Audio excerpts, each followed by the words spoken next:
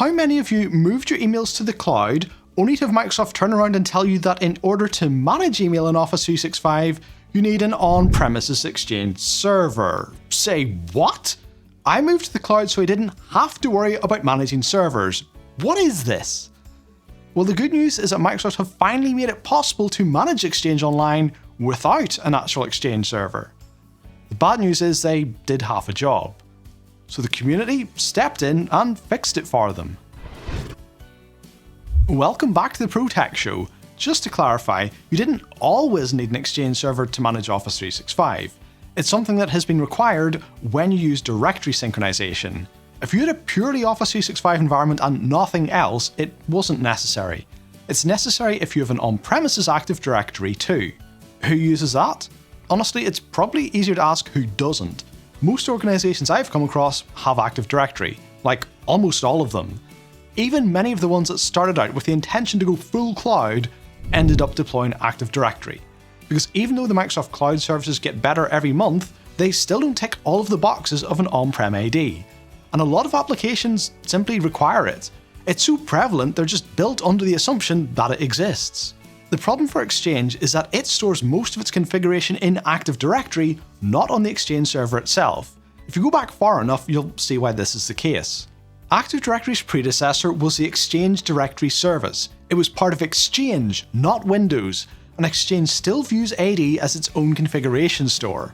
Of course, you don't want your people to have two different accounts, one for cloud and another for on-prem, and you don't want to have to manage the security and configuration of them separately. So you synchronize them.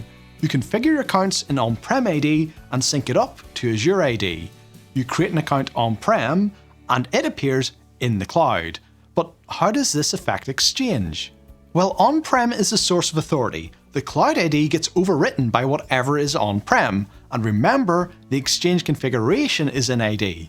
So when you sync your directory, the configuration of Exchange Online in Office 365 becomes a read-only copy of whatever is on-prem. Meaning that if you want to add some Exchange configuration, something as simple as an email address, you need to add it on premises and let it sync to the cloud. If you try to change the setting directly in Office 365, it simply doesn't work. So you need to change the Exchange configuration on premises, but you don't have an Exchange server, so how do you do it? Microsoft's solution was simple: install an Exchange server. Simple, but stupid. People didn't move to the cloud because they wanted to manage Exchange servers. To be brutally honest, most IT departments aren't cut out for managing Exchange servers. They're big, they're complex, and they require more complicated update procedures than most servers, and they have a habit of destroying the server if you don't do it just right. Seriously, did you forget that you need to run as admin on a command prompt to start your graphical installer? Did you just double click it? It'll install, but break the server. Just look at the huge number of companies who got breached by vulnerabilities like Proxy Shell in the last year or so. We've had a lot of companies coming to us for help, and almost every Exchange server we saw was missing tons of updates because the IT staff either didn't understand the update process or were so scared of it they just didn't do it. Managing Exchange servers properly requires a degree of specialist knowledge, but for many IT professionals, it's only one of a long list of applications they need to support, and they don't have time to give it the special treatment it demands, so they move to the cloud and get told they need an Exchange server anyway. To be clear, there were other ways to do it, but they weren't supported. If you didn't have an Exchange server, you could edit the configuration in AD directly, but Microsoft didn't support it, and it's not something I recommend. This is one of those cases where do as I say, not as I do comes into play. I've been working with Exchange since Exchange 2000, and have spent several years as the lead Exchange architect for Microsoft Partner. I'm comfortable editing the configuration in Active Directory, but I've also had to clean up a lot of problems that have arisen due to people editing it incorrectly. When you use the official tools, they make sure the syntax and the capitalization are just right. They check for duplicate values elsewhere. If you edit it manually, that's on you, and making a minor typo can result in data loss. Even though I'm comfortable editing AD directly, I'll use the proper tools if at all possible, because nobody's perfect and it protects you from a silly mistake. So it's good to see that 12.5 years after introducing Exchange hybrid topologies, Microsoft have finally created an officially sanctioned way to manage Exchange configuration in Active Directory without a fully fledged Exchange server. I mean, yes, it's good that it's here, but we should have had it a decade ago, and it should be a full graphical interface, but it's not. That's right, it's PowerShell only. Now, I know you seasoned Exchange admins will point out that PowerShell is faster once you learn it, and if you're making changes at scale, using PowerShell is a no-brainer. I fully agree, but it was never the hardened Exchange admins who were struggling. It's the smaller shops, the places where IT staff have to wear a lot of different hats. They can click their way through a wizard when needed, but using PowerShell means they're basically back to Googling the commands every time they want to do something, instead of just picking the options they need off a screen. This doesn't help them all that much, and it detracts from the ease of management benefits that you supposedly get by handing your services off to a cloud provider, when you need to learn an on-premises command line to manage it. So in steps a community. Or rather, in steps Steve Goodman from Practical 365 with his Exchange Recipient Admin Center. Styled after Microsoft's own Exchange Admin Center, Steve's is a web interface for managing Exchange recipient configuration without the need for an Exchange server. It isn't the first third-party tool for managing Exchange recipients. Heck, we built our own for our customers as well. What makes this one different though is that it's been built on top of the recently released standalone management tools from Microsoft. This means it's both safer to use and sort of supported. The tool itself isn't supported. It's on GitHub so you can see the code, but it's not officially sanctioned by Microsoft. However, the way it works is by generating and executing PowerShell commands in Microsoft's own management tools. So although the web interface itself is unsupported, every action it takes on your infrastructure is fully supported. It can't make any changes that Microsoft haven't approved and sanctioned because it's running everything through their tools. This is a big deal, because now you have a way to manage Exchange Online recipients from a GUI, without an Exchange server and without running tools that make unapproved changes to your Active Directory environment, running the risk of causing problems and invalidating your support.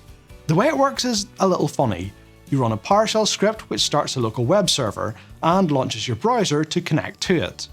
The plan is to move it into something like an Electron app in the future, so it'll be a bit more polished, but for now, this is how it works.